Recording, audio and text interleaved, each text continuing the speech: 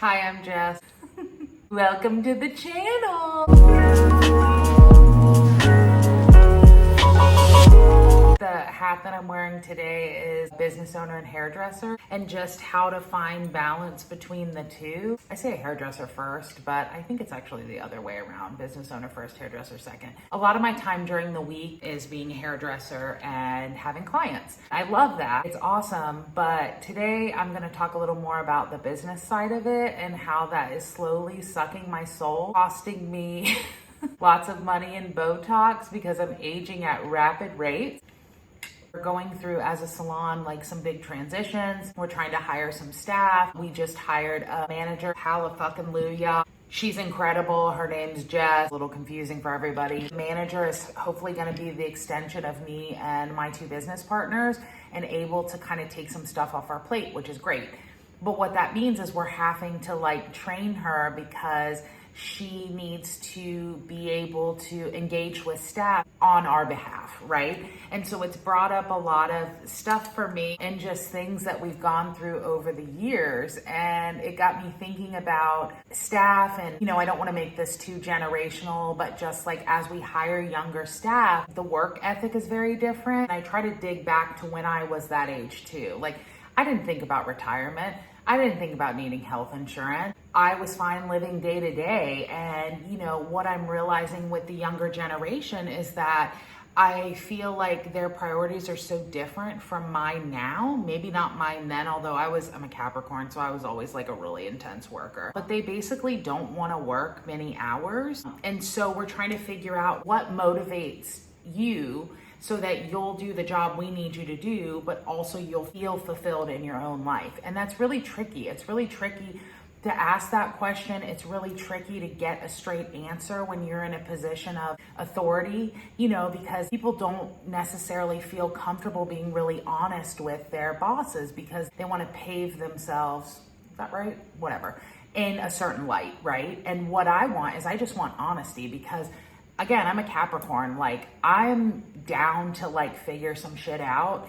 And, I love collaboration. I love like finding solutions that work for everybody. And I love having that like exchange, but getting people to be honest about what's important to them sometimes can be tricky. What I'm noticing is that I'm setting goals for staff, hard goals that they can like see as they kind of grow. And so every week, like bringing in this much, this is how many haircuts that would be.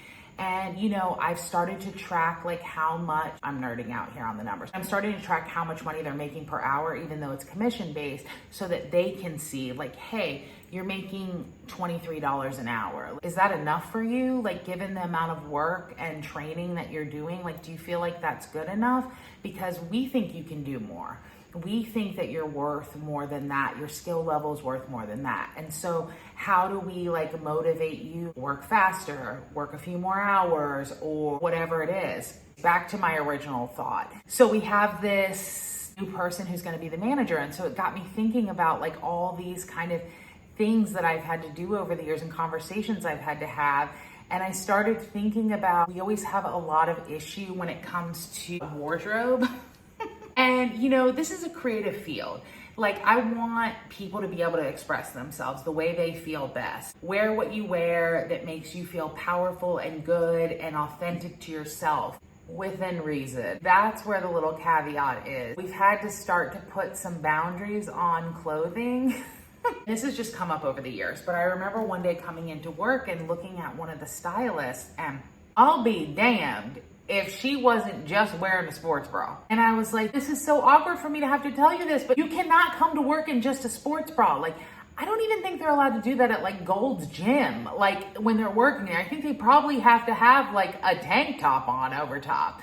And so like, that was one thing. And when we were talking to the manager, like, about dress code and going through it, it's like, we brought up some of these examples. We've had people come in, but I always say like, don't look like you're going to wash your car. Dress it up. If you want to wear short cut off denim shorts, chef's kiss. Butt can't hang out. I'm sorry, that's too much. But you got to dress it up a little bit. Throw on some jewelry, wear your hair like down so that you don't look so like naked. Maybe don't wear like a really small sandal, wear more of like a thicker shoe or a boot to kind of balance it out.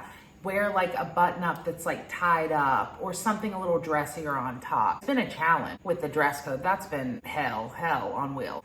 It's not for the faint of heart, but there has been a lot of really funny stuff. There was one time that it bit me in the ass like super hard being a business owner. So I had gone out on one Friday night and I work on Saturdays. I had had too much to drink and I was very hungover. And I woke up on Saturday morning and I was like, you know what? Like, I cannot do this. This is not good for me, good for the world. Like, I just can't come in today. Instead of being honest, I like texted the front desk person. I was like, hey, like, I'm not feeling well. Like, my stomach's upset or whatever. But I didn't want to be like, I'm hungover. I can't come in. Hindsight, I should have just done that. So I didn't go in. Weekend came and went. And I'm not shitting you. Next week, 3 other people had the same stomach bug. And I knew they were lying. I knew they were lying because I lied. That fucking stomach bug did not exist in the salon. This stomach bug. And I was just like, yeah, I literally can't say anything because I faked the stomach bug because I was hungover and now 3 other people have it. Then I started thinking about like correcting staff. And one day, this was years ago, I was like a baby. Person comes into work. They're wearing a clear fanny pack. Okay, part of your outfit, you want to cut hair in a fanny pack, like more power to you. And then I don't know how it came to my attention, but I realized that the fanny pack was full of marijuana. If you're a person that needs to smoke marijuana to get through the day and that helps you, like I know people with ADHD, they take Adderall so that they can function.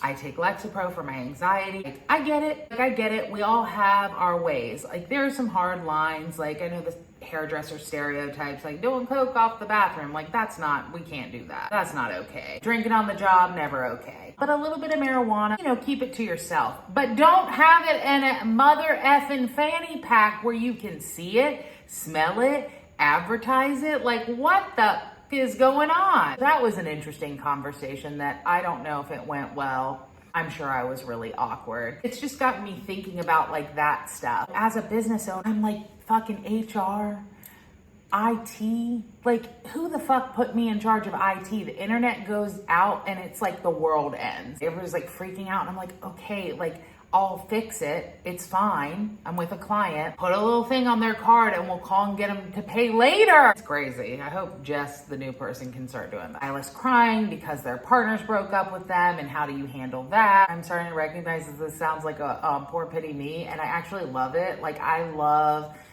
the craziness of it. Like, I kind of thrive under pressure. Remember one day that... It's not funny, but it is funny. I was in Durham having an early dinner and I had finished and there were still people at the salon. And I get a call from the receptionist who's crying and I can hear the stylist crying in the background. I'm like, what the fuck is going on right now? There was a client that had came in for highlights. And when you're getting highlights, we always ask, like, do you have color on your hair? And everybody always says no. And so then my next question is, have you ever had color? And that's when people will be like, well, I did 3 years ago. Well, that color's still on there, okay? Even if you've covered it up with dark, it's still there. Well, this client had not disclosed that they'd been using a lot of sun-in. That information did not come out. And what ended up happening was they highlighted it and there was some breakage. The client was crying, the stylist was crying, the receptionist, who I'm very surprised was also crying. So I'm like rushing back from Durham to like do whatever I can for this situation. I don't know what I'm walking into at this point. And that's part of the job, is like you never kind of know, but you just have to like really be ready for it all. I don't know where I was going with this. Like, I guess I'm stream of consciousness right now with these videos and they're not super focused, but I think it's just interesting and hopefully you do. And if you don't, I'm really sorry. Maybe the next one will be. But yeah, being a business owner is really, really interesting and it's fun and it's tiring and it's horrible, and check your shit at the door, which is hard because we're humans and we have bad days too. And we have days where we don't want to fucking say hello to everybody in the morning and we don't want to be nice, but that's our job. We have to say hello and we have to be engaging and we have to be nice. And then in the next breath, be like, take that weed and put it in your car and also go put on a shirt, please.